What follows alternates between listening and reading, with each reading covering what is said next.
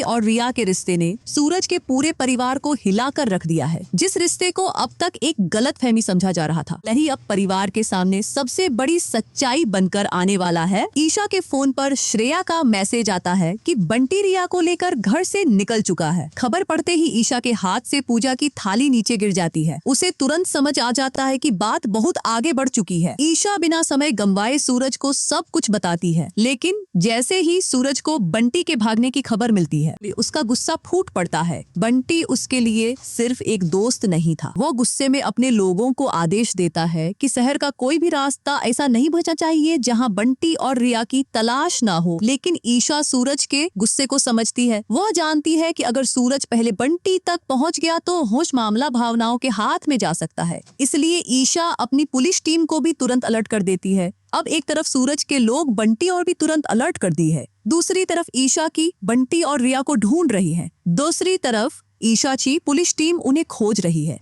लेकिन इन सबसे बेखबर बंटी और रिया एक छोटे से शिव मंदिर में पहुंच चुके हैं। रिया की आंखों में अपने प्यार को पाने की खुशी है। उसे लगता है कि आखिरकार वो बंटी के साथ अपनी जिंदगी शुरू करने जा रही है। लेकिन बंटी के चेहरे पर खुशी नहीं है। उसके मन में सिर्फ सूरज का चेहरा घूम रहा है। वही सूरज जिसने उसे परिवार दिया, सम्मान दिया और हर मुश्किल वक्त में उसका साथ दिया। बंटी खुद से सवाल करता है कि जिस इंसान ने उसे हमेशा अपना भाई समझा, उसने उसी इंसान से इतना बड़ा सच क्यों छुपाया? या बंटी की बेचैनी समझ जाती है। वो उसका हाथ पकड़कर कहती है कि उनका प्यार गलत नहीं है। लेकिन बंटी के मन में एक डर पैदा हो चुका है। उसे डर है कि शायद प्यार पाने के लिए उसने अपना सबसे मजबूत रिश्ता खो दिया है। और अब सवाल सिर्फ बंटी और रिया की शादी का नहीं है। सवाल यह है कि सूरज और ईशा के पहुंचने से पहले क्या कहानी कोई नया मोड़ लेने वाली है। बंटी और रिया की कहानी असल में उस दिन बिगड़ी थी जब बंटी ने सूरज के सामने सिर्फ इतना कहा था कि वह किसी से प्यार करता है। यही छोटी सी प्यार करता है।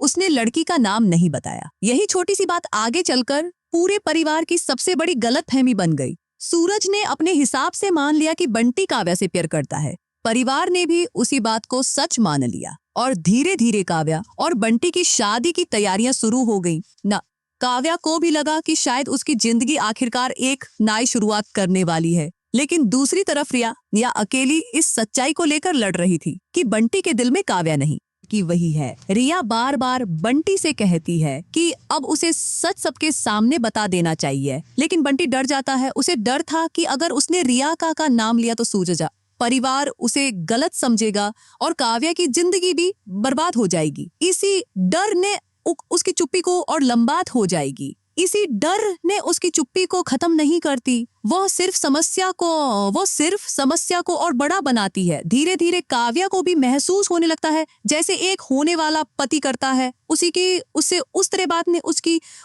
तरह बात नहीं करता जैसे एक होने वाला पजीजक है। और सबसे बड़ी बात, बंटी की खुशी कहीं और दिखाई देती है। काजीजे की है। काव्या को शक होने लगता है कि इस रिश्ते के पीछे कोई ऐसी सच्चाई है जो उसे छुपाई जा रही है। उधर रिया बंटी से आखिरी बार साफ कहती है कि अगर वह आज भी चुप रहा तो कल बहुत देर हो जाएगी। बंटी के सामने दो रास्ता होते हैं, या तो वह परिवार की उम्मीदों के साथ चले या फिर अपने दिल की सच्चाई स्वीकार करे। बंटी कुछ नहीं कह पाता। रिया की आंखों में आंसू आ जाते हैं। वो उससे पूछती है कि क्या उसे अपने प्यार पर भरोसा नहीं है। बंटी कहता है कि उसे रिया पर पूरा भरोसा है। उसे डर सिर्फ इस बात का है कि सच सामने आने के बाद सब कुछ बदल जाएगा। रिया जवाब देती है कि झूठ के सहारे रिश्ता बचाया नहीं जा सकता। अगर बंटी सच में उससे प्यार करता है तो उसे सच के साथ खड़ा होना होगा। यही बात बंटी के दिल में उतर जाती है। लेकिन इससे पहले कि वो कोई फैसला ले पाता, कहानी एक और बड़ा मोड़ लेती है, क्योंकि अब परिवार में शादी की तैयारियां लगभग पूरी हो चुकी हैं और बंटी की चुप्पी एक निर्दोष लड़की की जिंदगी बदलने वाली है। काव्या को अभी तक पूरी सच्चाई नहीं पता है। वो बंटी के साथ अपने भविष्य के सपने देख रही है। परिवार भी उसकी खुशी में खुश है। लेकिन काव्या की किस्मत एक बार फिर उसके सामने वही सवाल खड़ा करने वाली है। क्या उसे इस बार भी अपना रिश्ता खोना पड़ेगा? शादी की तैयारियां चल रही होती हैं। घर में रिश्तेदारों की आवाजें हैं। कपड़ों की खरीदारी हो रही है। हर कोई शादी की चर्चा कर रहा है। लेकिन इस पूज माहौल में बंटी बिल्कुल अलग दिखाई देता है। वो किसी से ठीक से बात नहीं कर पा रहा। उसके चेहरे पर तनाव साफ दिखाई देता है। काव्या आखिरकार उससे पूछती है कि क्या वो इस शादी से खुश है। बंटी कुछ पल किए चुप रहता है। उसकी चुप्पी ही काव्या को जवाब दे देती है। काव्या के मन में शक और गहरा हो जाता है। वो पूछती है कि क्या उसके दिल में कोई और है। बंटी जवाब देने की कोशिश करता है, लेकिन शब्द उसके गले में अटक जाते हैं। काव्या की आंखें भर आती हैं। वह कहती है कि अगर कोई और है तो उसे सच बता देना चाहिए। किसी लड़की को झूठी उम्मीद देकर शादी करना उससे बड़ा अन्याय होगा। बंटी खुद को रोक नहीं पाता और कह देता है कि उससे बहुत बड़ी गलती हुई है, लेकिन वो अभी भी रिया का नाम नहीं लेता। काव्या वहां से चली जाती है। उसके मन में सिर्फ एक बात घूमती रहती है, आखिर वो लड़की कौन है। इसी बीच ईशा को भी बंटी के व्यवहार में बदलाव दिखाई देता है। ईशा बंटी से अकेले में बात करती है। वह उससे कहती है कि अगर उसके दिल में कोई सच्चाई है तो उसे छुपाना नहीं चाहिए। बंटी आखिरकार टूट जाता है। वह ईशा के सामने स्वीकार करता है कि जिस लड़की से वो प्यार करता है वो काव्या नहीं है। ईशा हैरान रह जाती है। वह पूछती है फिर कौन। बंटी कुछ देर तक चुप रहा है, फिर उसके मुंह से एक नाम निकलता है कि रिया। ईशा को जैसे विश्वास ही नहीं होता। अब उसे समझ आता है कि इतनी सारी गलत फहमियां कहाँ से शुरू हुई थी। बंटी ने कभी काव्या का नाम नहीं लिया था, सिर्फ परिवार उसकी बात अपने हिसाब से समझ ली थी। ईशा तुरंत फैसला करती है कि अब यह सच्चाई सूरज छुपाई नहीं जाएगी, लेकिन उसे पता है कि सूरज के लिए यह सच्चाई सूरज से आसान नहीं होगी, क्योंकि सूरज बंटी को अपना भाई मानता है और अब उसे पता चलेगा कि उसका वही भाई रिया के साथ घर छोड़कर जा चुका है। ईशा के मन में सिर्फ एक डर है, सूरज सच सुनकर फैसला करेगा या गुस्से में सब कुछ खत्म कर देगा। लैच के ईशा सूरज के सामने पहुंचती है। सूरज पहले से ही बंटी को खोजने के लिए अपने लोगों को भेज चुका है। उसका गुस्सा अभी शांत नहीं हुआ है। ईशा उसे बताती है बगैर इसलिए छोड़ा क्योंकि वह रिया से प्यार करता है। सूरज कुछ सेकंड तक बिल्कुल खामोश रह जाता है। उसे यकीन नहीं होता। वह ईशा से दोबारा पूछता है कि क्या वो पूरी तरह शूर है। ईशा बताती है कि बंटी ने खुद यह बात स्वीकार की है।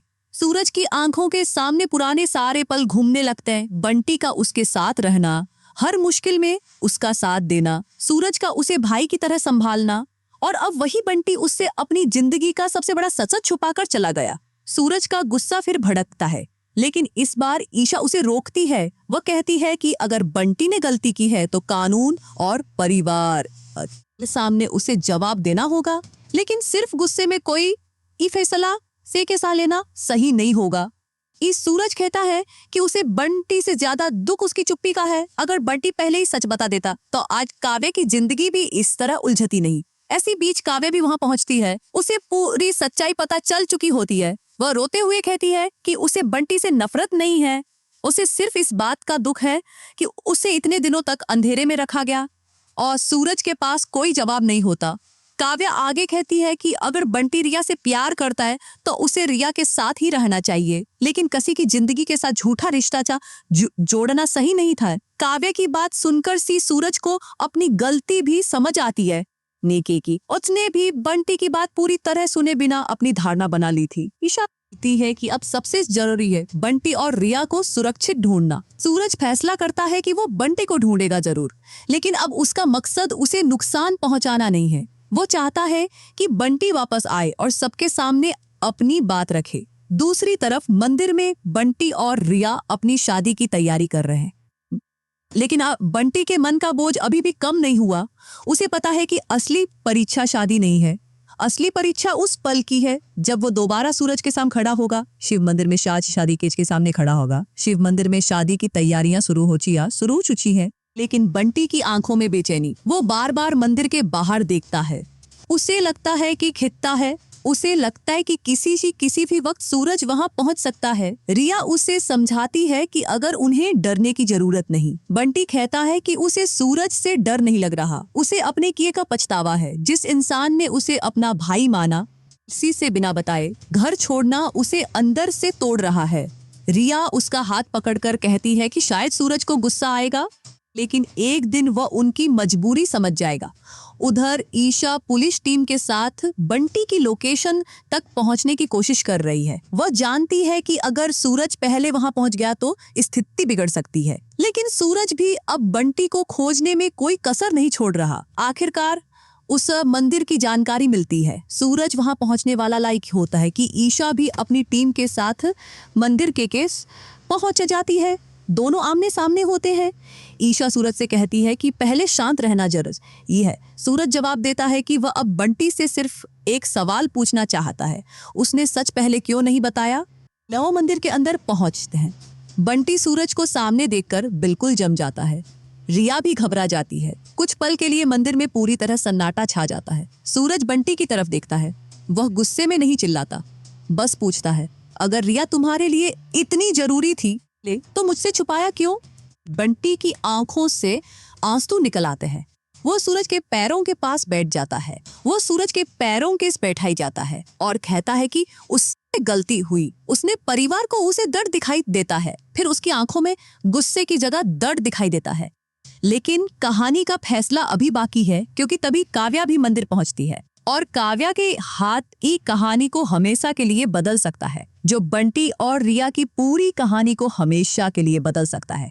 आगे की कहानी में यही पत्र बताएगा कि काव्या ने बंटी और रिया के लिए कौन सा फैसला लिया। काव्या मंदिर में पहुंच चुकी थी और उसके हाथ में वो पत्र था जिसने बंटी और रिया की जिंदगी का फैसला बदल देना था। सभी की नजरें अब काव्या पर थी। सूरज भी समझ नहीं पा रहा था कि आखिर काव्या के पास ऐसा क्या है जो वह सबके सामने बताना लेती है। काव्या ने धीरे धीरे पत्र सूरज की तरफ बढ़ाया और कहा कि उसने यह फैसला बहुत सोच समझ कर लिया है। वो नहीं चाहती कि उसकी वजह से दो लोग अपनी जिंदगी भर दुख झेले। सूरज ने पत्र पढ़ना शुरू किया। उसमें काव्या ने लिखा था कि उसने बंटी को कभी मजबूर नहीं किया और अब जब उसे पता चल चुका है कि बंटी का दिल रिया के पास है तो वह इस रिश्ते के बीच नहीं आएगी। बंटी की आंखों से आंसू बहने लगते हैं। वह काव्या से माफी मांगता है, लेकिन काव्या कहती है कि माफी से उसका टूटा हुआ सपना वापस नहीं आएगा। भी वह बंटी से नफरत नहीं करेगी। ईशा काव्या के पास जाती है और उसे गले लगा लेती है। सूरज भी समझ जाता है कि बंटी और रिया को अलग करना अब किसी के लिए सही नहीं होगा। वह बंटी से कहता है कि प्यार करना गलत नहीं है, लेकिन अपने रिश्तों से सच छुपाना गलत है। अगर वह रिया के साथ जिंदगी बिताना चाहता है तो उसे अब अपने हर रिश्ते के सामने सिर झुका। बंटी सूरज के सामने हाथ जोड़ देता है। सूरज के सामने हाथ जम देता है। सूरज उसे उठाकर गले लगा लेता है। यह देखकर रिया की आंखों में भी आंसू आ जाते हैं। लेकिन कहानी का एक दर्दनाक हिस्सा अभी बाकी था। काव्या अकेली खड़ी थी। उसके चेहरे पर मुस्कान थी, लेकर आकाश के, मगर आंखें उसका दर्द बता रही थी। ईशा समझ जाती है कि काव्या ने सबको खुश करने के लिए अपने दिल को दबा दिया है। वह काव्या से वादा करती है कि परिवार उसे कभी अकेला नहीं छोड़ेगा। अब बंटी और रिया को शादी की इजाजत मिल जाती है, लेकिन बंटी के मन में एक बात साफ होती है, उसे यह रिश्ता सिर्फ प्यार से नहीं कि जिम्मेदारी से भी निभाना होगा। बंटी और रिया की जिंदगी में आखिरकार रास्ता साफ हो चुका था, लेकिन काव्या की कहानी एक नए दर्द के साथ शुरू हो रही थी। घर में धीरे धीरे शादी की तैयारियां फिर शुरू होने लगी। इस बार दूल्हा बंटी था और दुल्हन रिया। हर तरफ खुशी थी, लेकिन काव्या इस खुशी का हिस्सा बनकर भी भीतर से अकेली थी। वह रिया को देखकर मुस्कुराती, तैयार होने में मदद करती और सबके सामने अपनी बहन की खुशी में शामिल होती, मगर जब कमरे में अकेली होती तो उसकी आंखों से आंसू निकल आते। ईशा कई बार उसे समझाने की कोशिश करती है। काव्या कहती है कि उसे रिया से कोई शिकायत नहीं है, उसकी शिकायत सिर्फ किस्मत से है। वह कहती है कि जब भी उसे लगता है कि अब उसकी जिंदगी पटरी पर आ जाएगी, भी कोई ना कोई ऐसा मोड़ आ जाता है जो उसके सारे सपने छीन लेता है। ईशा उसे समझाती है कि जिंदगी किसी एक रिश्ते पर खत्म नहीं होती। काव्या जवाब देती है कि यह बात सुनना आसान है, लेकिन जिस सपने को आंखों के सामने टूटते देखा हो, इससे बाहर निकलना इतना आसान नहीं। उधर बंटी रिया को लेकर बेहद खुश है, लेकिन वो काव्या के दर्द को भी महसूस कर रहा है। शादी के दिन वो काव्या के पास जाकर माफी मांगता है। काव्या उसे रोक देती है। वो कहती है कि अब उसे माफी मांगने की जरूरत नहीं, बस इतना याद रखना कि किसी के भरोसे के साथ दोबारा कभी ऐसा मत करना। बंटी वादा करता है। शादी की रस्में शुरू होती हैं। सूरज भी इस बार पूरी जिम्मेदारी के साथ बंटी के साथ खड़ा होता है। उसे देखकर बंटी की आंखें भर आती हैं। जिस भाई जैसे इंसान से वो डरकर भाग गया था, लई आज उसके विवाह में उसके साथ खड़ा था। रिया की मांग में सिंदूर पड़ता है। दोनों एक नए जीवन की शुरुआत करते हैं। लेकिन काव्या दूर खड़ी यह सब देख रही होती है। उसके चेहरे पर एक छोटी सी मुस्कान आती है। वे मन ही मन कहती है कि अगर रिया खुश है तो शायद उसका दर्द भी किसी काम का था। यहीं से परिवार में एक नई कहानी शुरू होती है। शादी के बाद बंटी और रिया की जिंदगी धीरे धीरे बदलने लगती है। अब दोनों को सिर्फ अपने प्यार के लिए लड़ना नहीं था, बल्कि उस रिश्ते को निभाना भी था जिसे पाने के लिए उन्होंने इतना कुछ खोया था। शुरुआत आसान नहीं थी। घर के कुछ लोग अभी भी रिया को पूरी तरह स्वीकार नहीं कर पाए थे, लेकिन सूरज और ईशा दोनों रिया के साथ खड़े रहे। सूरज ने बंटी से साफ कहा कि अब उसे अपने की फैसले की जिम्मेदारी उठानी होगी।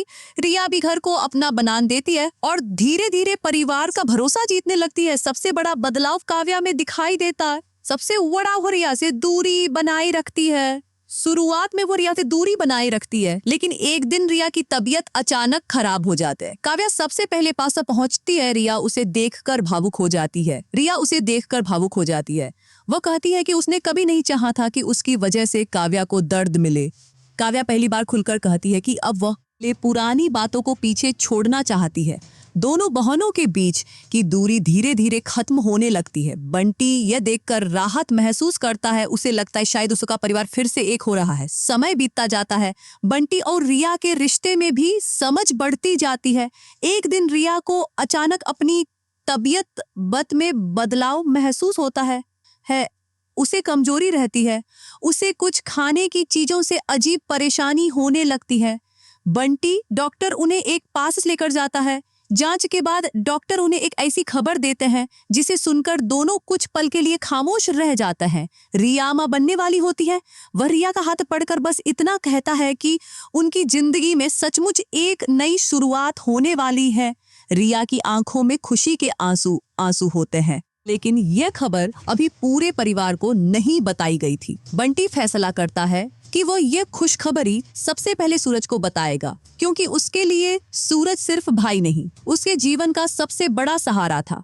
रिया की प्रेगनेंसी की खबर जैसे ही परिवार तक पहुंचती है, का माहौल पूरी तरह बदल जाता है। बंटी खुशी से सूरज के पास पहुंचता है और उसे बताता है कि वह चाचा बनने वाला है। सूरज कुछ पल तक उसे देखता रहता है, फिर उसके चेहरे पर ऐसी खुशी आती है जो लंबे समय बाद दिखाई देती है। वो बंटी को गले लगा लेता है। ईशा भी रिया के पास जाती है और उसे प्यार से गले लगाती है। घर की बड़ी बुजुर्ग महिलाएं रिया को आशीर्वाद देती है। काव्या भी मुस्कुराती है। उसके मन में अब पहले जैसा दर्द नहीं है। वह रिया के लिए सबसे ज्यादा खुशी होती है। समय तेजी से गुजरता है। रिया की प्रेगनेंसी आगे बढ़ती है। बंटी हर छोटी बात का ध्यान रखने लगता है। वह रिया को अकेले सीढ़ियां चढ़ने नहीं देता, उसकी पसंद की चीजें लाता है। रात में उसकी तबीयत खराब हो तो तुरंत डॉक्टर को बुलाता है। सूरज भी बंटी को समझाता है कि पिता बनना सिर्फ खुशी नहीं बल्कि जिम्मेदारी भी है। बंटी कहता है कि वो वही प्यार देगा जो सूरज ने उसे दिया है,